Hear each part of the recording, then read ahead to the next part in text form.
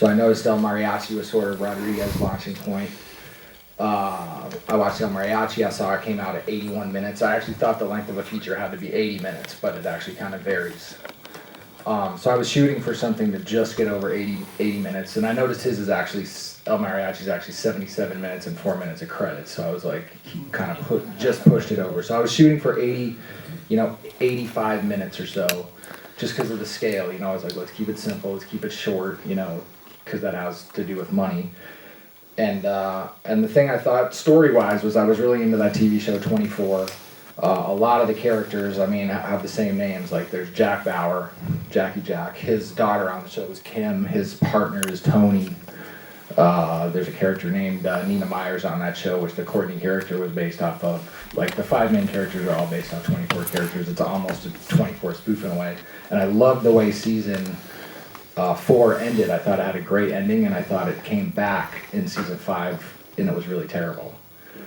And I thought, the 3 or 4 people, there's 4 characters that know that Jack faked his death, and they all helped him do it. And then at the beginning of season 5, what happens is it comes back, and all of those people start getting killed. But I was like, how does anybody know that those people know? And I thought it would have been much more interesting to have it come back, and the people who helped him fake his death, got discovered, and then they had to hunt him down. So I was like, I'm going to pick this up where season 5 of 24 should have started. And then sort of take off the main 4 or 5 characters, and then just, spin it out in my own direction. It seems like there's some other character names that harken back to other films, like Mickey and Mallory. Tell us a little bit about, honestly, creating so many different characters for this world. Well, I think that came from my background as an actor. I wanted to do acting, and I'm like, I've had such a hard time getting people to cast me and breaking into that door. I was like, I want to give there's a lot of great actors in that movie. I want to say that right now. These guys are fantastic. Everyone in the audience that was in this, you guys are fantastic. I went out to look for just outstanding actors, and the amount of talent I found when I auditioned for this movie was great. I was like, I want to go out there and I'm tired. I don't want to say I'm tired of it, but it's like I can only take like 3 or 4 Tom Cruise and Brad Pitt and Angelina Jolie movies a year. It's like why is it so hard for the newcomers to get a shot? And I was like, why does someone like me, who no one knows of, have to do that?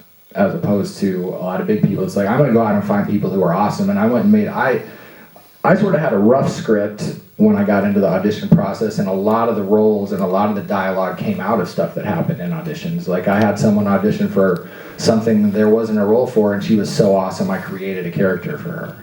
There was another guy who came in, the guy with the red mohawk came in, and some things happened. They called him the gangbangers kind of called him the cue ball because he's a white guy.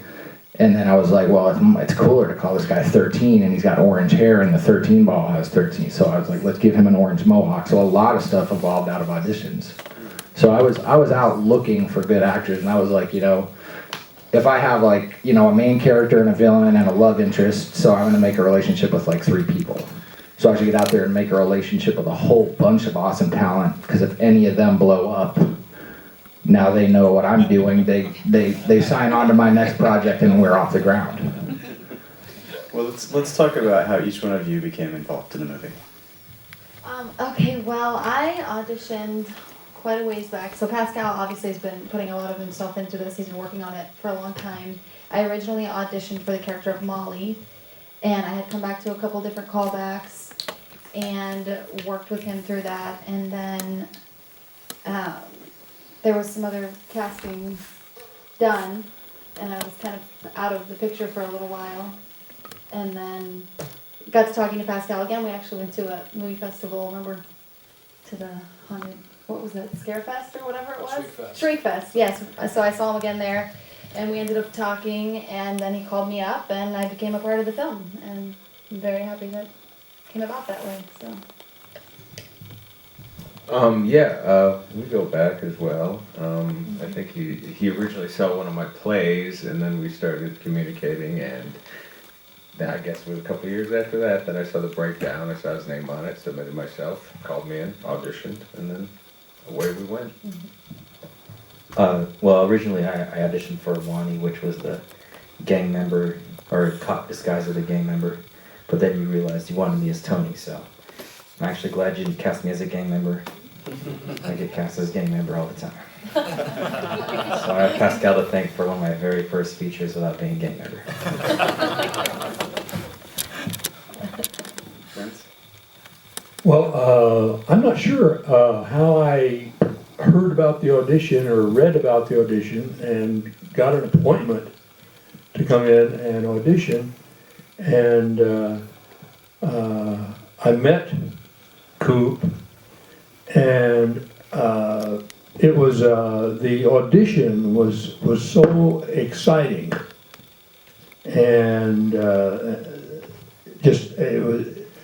I'm kind of I love auditions, and sometimes when I really give a good audition, it doesn't make too much difference to me whether I get the role or not, because I feel like somehow I've already consummated it. And I felt that way. I really liked the direction I was getting from Coop, and it was it was just very gratifying. Well, I left the audition feeling really good, and also I think I had read part of the script or something, and I wanted to audition for the Cadillac Man, and he let me audition for that role, and I'd sort of like to have played that role, but later he called me up and we talked about it, and I said, okay, fine, I'd love to work with you on this and love to do this. And so anyway, that was how I got into it. And the project, or the material, the script, reminded me some of Pulp Fiction. And I thought, well, gee, this maybe can out-pulp Pulp Fiction. So anyway, yeah, and I would like to publicly thank you for the opportunity, Coop. Oh, thank you for working on it. And I'd like to, can I jump in here just while we're at Rance? I remember in the audition process, I had an important question for you, which was that obviously you've done like 300 movies or more than that or something, and I remember asking you, if you were to do one of Ron's movies, they're not going to be anything like this. And you're in all his movies, and I was like, what? So why would you do this kind of movie? Well, this kind of movie actually offered me an opportunity to really just let go and just blow it out. I mean, it was a different role, and it was challenging, and it was very the premise of the scene very exciting, and so anyway, it was something that I don't often get a chance to do, and I loved it. So speaking of sort of the pulp nature, there is a lot, and I mean a lot of executions in this movie. So let's talk a little bit about that when you're working with sort of like special effects, makeup, and weapons and things like that. Give us some idea of this kind of creativity that has to go into pulling off bullets coming out of people's, behind like blood spraying out of someone's head. Okay. I've actually spent a lot of time doing that, because here at SC, somewhere in the ballpark of 30 to 50 shorts I've worked on, and my own is probably like 15 of those. So I've come up with ways to make people's brains blow up, and I made all my own homemade squibs on this movie. I basically would take a condom and fill it up with fake blood, and then super glue it onto 2 firecrackers, and then super glue that onto a quarter, which then gets super glued onto, someone's forehead, or and then we light the fuse, and so you can do it that way. I like to do that. It's harder to convince other people to wear explosives, especially if you're going to super glue them. And then a lot of trial and error came about. We realized that we had this guy with a device that was like a CO2 can and a tube, and we had it rigged up someone's back for the blood to come out of the side. And this guy that we were, not say that, but this guy kept missing his cue. It's like we did this take 7 times, and it's like now there's blood on the wall, now there's blood on the ceiling, now there's blood on everything except the dead guy. And I'm like, why are you here, man? It's like, so I was like, we can't get it. We took a bowl full of blood, rolled the camera, and just threw the blood like that. And I was like, whoa, it kind of looked good, actually. That first one we did is actually my favorite effect. So I was like, okay, from now on, we're just throwing blood out of a bowl. Except for the squibs also. Okay, well, besides you, was anyone else wearing that squib? Our director of photography, who's actually filming the Q&A right here, Sean Thomason, who did a fantastic job. He played the big man also. We squibbed him on his head. I think we did that a couple times. So Sean, how does Pascal convince you that this is safe? Well, he took one of the firecrackers, I think, and lit it between his fingers, Yeah, and I held did it in my while it teeth, actually. went off, just to show that the powder amount was a little more, not overly substantial. I think he actually put one in between his teeth one time too, actually. But I don't think he wants to do that every day, though. I rewrote a lot of stuff based off of what the actors are doing in auditions. Well, for all of you guys, what are the advantages for you as actors coming onto a set that doesn't necessarily have this huge mechanism around it? Well, I think that it's a great opportunity for us to get a chance to explore. Sometimes you work with a director who is very specific in exactly how they want you to say something, to the point of even delivering the line and repeat this kind of thing. And I think with Pascal, it was nice that he had a very clear vision. We knew exactly where he wanted to go and how he wanted to get there, but he gave us room to kind of breathe with it and try different things. I mean, we did a lot of different takes. I mean, it was shot very short time period, but we were able to do a lot of takes and a lot of things just because we had less, I guess, people there. So it was more, director, camera, sound, and then one-on-one with him about how do you feel about this? Let's try it this way, and this way. So it was a nice opportunity to be able to do that. Yeah, I mean, you go off instinct a lot, because you have to. You don't have the luxury of tucking away in your trailer and thinking about other things. You're just kind of confronted with the fact that you have to, you're 2 feet away from set, relaxing, and then you got to jump on set and just go. And there's a benefit to that, especially if you, as an actor, if you're prepared and you know what you want to do and you know how to do it, then there's no reason not to just jump in there and do it. Well, I felt I totally trusted him as the director. Takes one. That's one. The freedom that I felt in working with him as a director, and I came actually from my basic training originally was theater, and where you depend a lot on the audience when you're performing, and I felt that he was a wonderful audience, even though he's the director and he's there with the camera, but he was the audience for me, and that was very comforting. I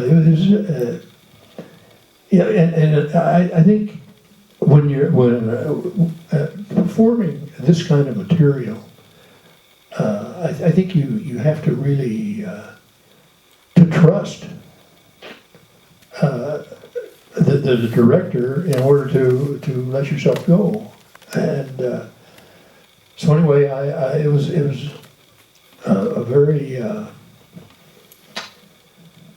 fulfilling experience. Thank you. I want to jump in and piggyback on a couple of things they said. I was making light about the trust issue. I think trust is really important, and I went through, like I said, my audition process, and we sort of touched on that earlier. When I audition, because I go into audition as an actor, and I go in, and there's a desk, and there's like 4 people behind the desk, and I'm like, why are you guys hiding from me? You want to meet me? I go in to hold an audition. I go in, and I push the desk into the corner. Because I'm not there to hide from actors, I'm there to work with them. And I'm like, why do I keep going to auditions and there's 4 dorks hiding behind a table? I'm like, what's the deal? And one of them's on a phone. It's like, you gotta get all that shit out of your way. Get your phone in your pocket, turn it off, you know, or I think that's weird. And I really wanted, everyone in the movie came in at least 3 times to read for me, and I trusted these people, and I felt like they trusted me. It's not about whether I trust them. That doesn't matter. They don't need, I don't think my actors need to feel like they have to trust me at all. Like, I need to trust them. They should feel like they can do whatever they want, but they have to trust me. So I think the audition process is as much for them to see what I'm doing and where we're working. And I used to have a soccer coach that said, if you do it in practice, you do it at the game. So I felt like, I knew these people were going to come to set, and the same thing was going to happen on the audition. It's not like, oh, but I'll do it at the audition. It's I'll do it when I get on set. If that's what you're thinking, well, you're never going to be the one that's on set. What did you guys think of the audition process? I mean, was this something unusual, different, helpful? Yeah, it was definitely different. Like you said, a lot of times you come in and it's strictly business. You go in, you slate, and you read, and then you're gone. His audition process, I went in the first time reading from Ollie. Then he kind of said, why don't you hang around and read this other part? And then when I came back to the callback, we did that lovely scene where we get held up with the gang members. And it was like, I didn't feel like I couldn't go for it. I mean, we did it full out. It wasn't like, oh, when I get on set, maybe I'll take my shirt off. I mean, it was just like he was right there with us. And like he said, it was very comfortable. There was nothing, I felt like I had an acting partner, not like I was performing for somebody that way. And it was much easier then and to get into the character. Is there, did you find that having a director who was also an actor was a helpful approach? Is there a difference to receiving direction from someone who is also an actor? No? Okay, I'm gonna jump in on that. And part of the reason that I cast Leaf is because I worked on a music video quite some time ago, and the girl in that was in a play that he did called They're Not Zombies, which I thought was a fantastic play. And I saw the play, and I thought he was the best character in it. He played the lead. And then later I found out that what happened is the lead actually had car trouble and didn't show up that night or something. And he's like, I'm not the lead, I just jumped in. And I was like, well, that's awesome, because you directed it and you basically just played the lead for one night and were the best character in it. So I was like, this guy's a writer and a director and an actor. So I was like, I knew from that play that this guy did basically the same stuff that I was trying to do. So that told me a lot. I was like, here's another guy that's kind of similar to me. And I thought that Jack and Slick in the movie are very similar characters too. Yeah, definitely. All right, let's take some questions from out here. Well, I just wanted to say the fact that Coop is an actor. And I think an actor who is directing can communicate with the actors. He knows the actors' problems, and so there's a line of communication there that is marvelous. And something that you mentioned in the auditions, you felt you were able to go full out with the audition. I felt that, and not somehow the all possible inhibitions are gone in an audition with this man, and it's I think valuable. Can I touch on that a little more before we open it up to the audience? as far as the acting thing goes, also, I want to say, like, I've been heavily influenced by Tarantino, and he's a guy who likes to act in his own movies. And I don't think he's a great actor, and I think he's an even better writer than a director. Like, my favorite Tarantino movies are movies that he wrote that other people directed, like Natural Born Killers and True Romance, or, you know, and then Reservoir Dogs would be the third, which he obviously directed. But I think the reason his writing is so good is because he wanted to be an actor. He comes from that. He speaks the actor's language, and his stuff is all about cool roles.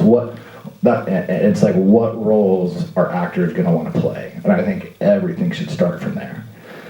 And then, as far as the acting myself, there's sort of this issue. It's like, oh, you gave yourself a makeout scene. Okay, but I'm also the guy whose, like, face is getting slammed into gravel and wearing blood that's, like, dried into me for 8 hours. So it's like, my DP, Sean over here, gives me a lot of crap about that. He's like, oh, you're greedy. And getting real jumper cables on your nipples. Yes, I did. I actually did clamp jumper cables to my chest for real, which was extremely painful. And so it's like, I feel like if you're gonna lead, don't hide behind the camera. Get in there, get down in the mud, and get dirty with your cast, and lead by example. Don't hide in the van behind TV tabs.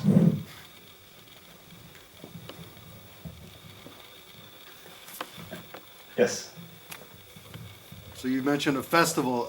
My original question is, at what point in the process are you? And so along with that comes, what are you doing with it now? Well, what are we doing? I didn't quite get the first half of the question. What are we doing with the movie now? What point in the process is that we're done? The movie's done. We're trying to get distribution. We'd like to sell it. I'd like to use it to, find someone to represent me as a directing and writing manager. We'd like to find someone that wants to put money into the next movie. And at this point, it's just like, let's get the movie out to festivals. Let's get it in front of people. Let's network it. I think every cast member here should be telling everyone they know about this and go see it, and and spread the word. So spread the word about this so that the snowball can get bigger.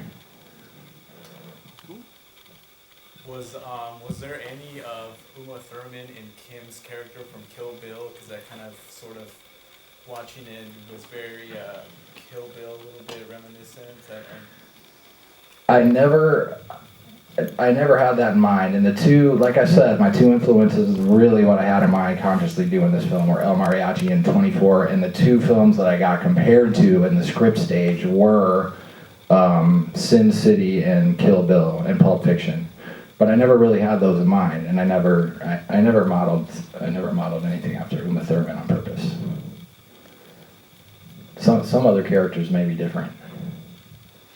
What did Jack's sister say to him at the very end? It was like the last shot. She says, "Do you want to tell him?" Sure. She said, "What did you say?" I think she said, "I always hated that bitch." Why did you turn the sound off like that? We argued about that a lot. Sean wasn't on my side on that. And as far as your creative question, I guess Sean is the guy that would have held me up to standards on a lot of things. He didn't like that ending where my line and Kim's line kind of go away at the end. But I don't know. I was like, let's try it, and I kind of liked it. So, of all the different scripts that you've written, what made you want to choose this one to do as your first feature? Okay, that's a great question. Two things. One is the scale of it. I basically didn't choose this script out of all my scripts. I've written 19 scripts. I didn't have 19 scripts and say, this is the one I'm going to write. I basically said, this is what I need to do to make a movie, and tailored a script to making it. But why did I write this script? Because this is my brand. Like when I was in film school, this is what I did.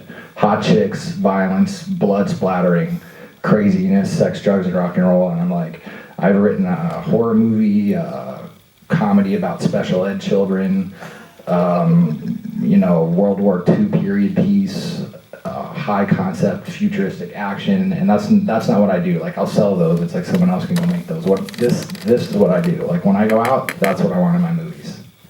So it's a brand, it's a calling card.